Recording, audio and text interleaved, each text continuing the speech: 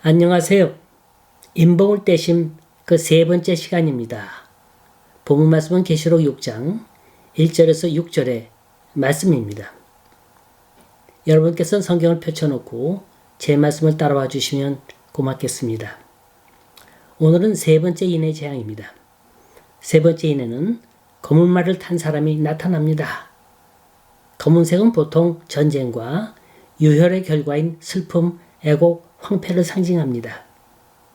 이사야서 50장 3절에 보면 내가 흑암으로 하늘을 입히며 굵은 배로 덮느니라 그랬어요. 바로 그 앞절 2절에 보면 그 흑암에 대한 구체적인 설명이 나오는데 바다가 이르며 하수가 광야가 될 것이며 거기 물이 없어졌으므로 어적이 갈아여 죽어 악취를 발하게 되느니라. 자연재해 천재를 말하죠. 먹을 게 없어서 사람은 물론이거니와 동물들도 심지어 바다의 어족들도 기근으로 죽는다는 거예요. 또 예레미야에가서 5장 10절에 보면 주님의 열기로 인하여 우리의 피부가 아궁이처럼 검으니이다. 우리 몸에 영양을 예민하게 느끼는 부분이 간입니다. 영양실조에 걸리거나 그 간이 다치게 되면 제일 먼저 피부색으로 그 증세가 나타납니다. 얼굴색이 황달로 변한다든지 검게 변한다든지 하는 게 다 이 간에 이상이 있어서 그런 거예요. 일단 사람이 며칠 굶어보세요. 가끔 인터넷에 북한에 있는 꽃제비들이 먹을 게 없어서 쓰레기통을 뒤지는 장면이 떠오릅니다. 그들의 얼굴을 보면 온통 새카매요. 이 검은 말은 경제적 재앙, 기근의 재앙을 말합니다. 그 대표적인 케이스가 북한이에요. 먹을 게 없어서 굶어 죽는 사람이 한둘이 아닙니다. 그동안 성군 정치를 해서 그래도 군인들만큼은 굶주리지 않았는데 이젠 군인이라도 예외가 없습니다. 그래서 군인들이 탈영을 해요. 그 가족들이 탈북을 합니다. 부모가 굶어 죽었다고 해서 군인 장교 하나가 이렇게 살아서 뭐 하느냐 하면서 자살한 사건이 일어납니다. 이런 굶주림의 사건은 대를 이어 오늘에 와서도 계속되고 있습니다. 5절 하반부에 보면 그 검은 말을 탄 자가 손에 저울을 가졌더라 그랬죠? 이 저울 그 자체가 가난과 기근을 말하는 거예요. 얼마나 식량이 부족하면 그 식량을 저울에 달아서 배급을 하는 겁니다. 그걸 구체적으로 설명하는 부분이 6절입니다. 내가 내 생물 사이로서 나는 듯하는 음성을 들으니 가로되 한 데나리온의 밀 한 대요 한 데나리온의 보리 섞더려다. 또 감람류와 포도주는 해치지 말라 하더라. 한 데나리온의 밀 한 대 보리 섞대. 이건 상당히 비싼 가격을 말합니다. 그래도 돈만 있으면 사 먹을 수 있다는 거예요. 기근이라 하지만 모두가 죽은 상황까지는 가지 않는 상태를 말합니다. 그러니까 아주 풍족하게 살지 못할 뿐이지 모두 다 굶어 죽는 그런 재앙은 아니라는 겁니다. 그런데 이 구절 가운데 감람류와 포도주를 해치지 말라는 문구가 유독히 눈에 들어옵니다.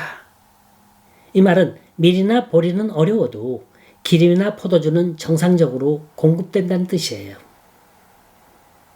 여기서 또 의문을 가져봅니다. 왜 그 많은 음식 중에 하필이면 기름이나 포도주입니까? 가격을 따져봐도 기름이나 포도주는 밀과 보리보단 값이 더 나갑니다. 그렇다면 감람류와 포도주는 해치지 말라는 이 말 속엔 어떤 깊은 의미가 숨겨져 있을까? 그 당시 유대사회 속에서 기름과 포도주가 하는 역할이 뭘까 찾아보면 그 의문이 쉽게 풀릴 겁니다. 선한 사마리아인의 비유를 보면 이 사마리아인이 강도 만난 자를 응급치료하는 장면이 나옵니다. 그 상처에 뭘 부었어요? 기름이나 포도주를 부었다 그랬어요. 그러니까 이 기름과 포도주가 무슨 역할을 합니까? 치료제 역할을 하는 거예요. 아무리 전쟁 중에 있더라도 머리에 적십자 마크가 있는 병사는 적이건 아군이건 간에 사살하지 말도록 국제 간에 약속이 있습니다. 왜냐하면 그들은 남을 죽이는 일을 하는 게 아니라 살리는 일을 하기 때문입니다. 이 의무병들은 설사 그들이 적이라 할지라도 나를 찾아온 환자는 치료해주고 살려줘야 합니다. 그게 의무병의 사명이에요. 특히 포도주는 기쁨을 나타내는 거예요. 주님이 공생애 처음으로 가나의 혼자집에 하신 이적이 뭐라고요? 물을 포도주로 만든 사건이었습니다. 주님은 기쁨을 주시러 오신 분이에요. 아무런 죄도 없는데, 아무런 하자도 없는데 쓸데없이 벌 주시지 않는다는 겁니다. 예를 들어서 천년재해가 일어났어요. 지진이 일어나고 대형 화재가 일어나고 쓰나미 현상이 한 지역을 강타했습니다. 사람들은 이걸 보고 흔히 이런 말을 하죠. 하늘이 노해서 그런 거라고. 하나님이 화가 나서 이런 재앙을 불러오셨다고.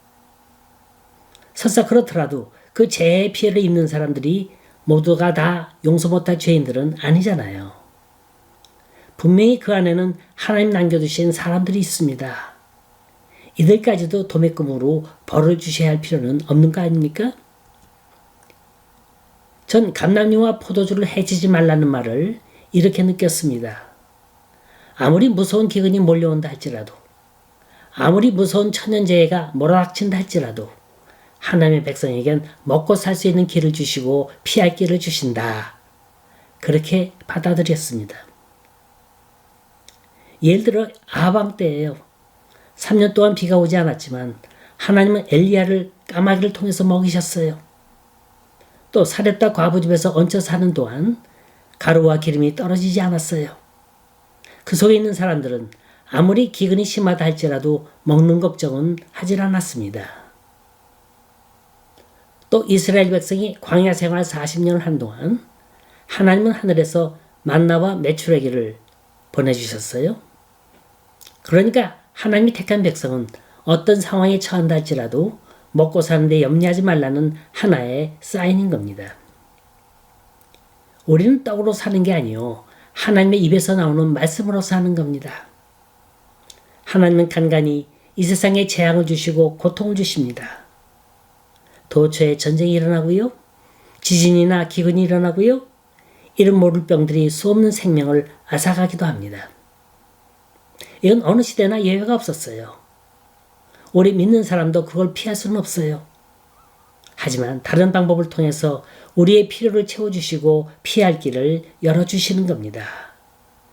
이건 앞으로 있을 최후의 심판의 전주곡에 불과한 겁니다.